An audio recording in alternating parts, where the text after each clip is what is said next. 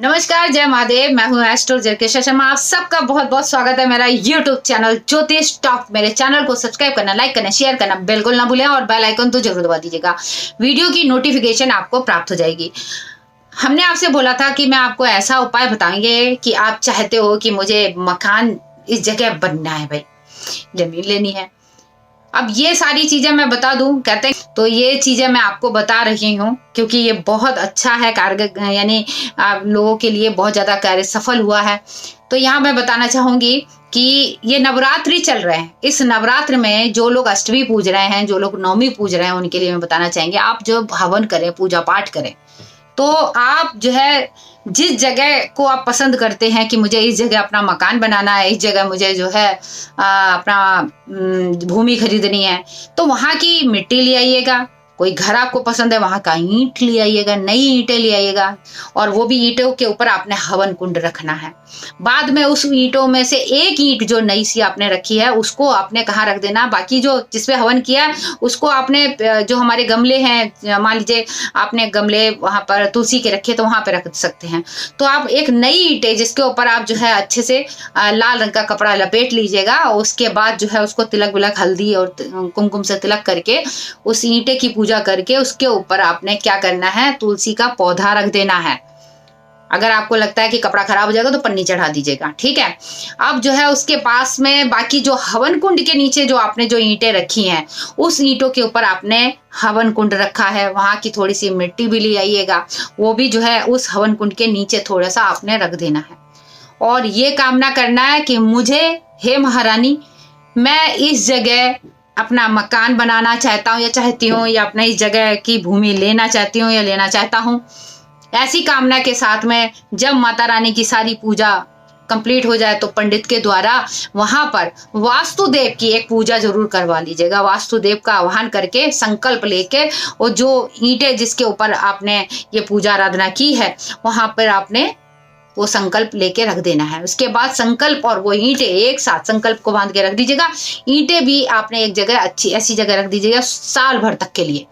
उसके बाद आप ये देखिए कि आपके योग बनने चालू हो जाएंगे। देखिए, पहले तो पैसा आना जरूरी है। पैसा आएगा तो आप जमीन खरीदोगे, मकान खरीदोगे, तो इसीलिए आपने वो ईंटें संभाल के रख देना है। और जो मिट्टी लेके आए हैं वो एक मटकी में, छोटी सी मटकी में मिट्टी उसमें डाल के, उसमें थोड़ा सा शहद डाल दीजिए, उसके ऊपर आपने मिट्टी डालकर तुलसी का पौधा लगाना है, या फिर कोई ऐसे ही उसको आपने रख देना है तुलसी के पौधे के पास।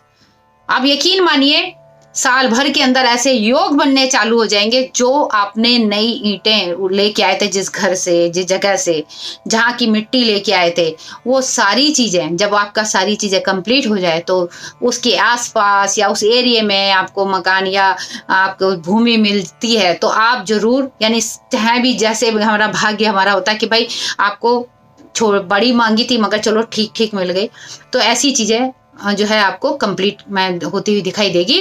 और उसके बाद वो जब आप पूजा आराधना करें अपने घर में, उस भूमि में जब आप अपना गृह प्रवेश करें या भूमि पूजन कराएं, तो वो ईंटें और वो सारा सामान लेके वहाँ उस समय उस जगह पे रखना है।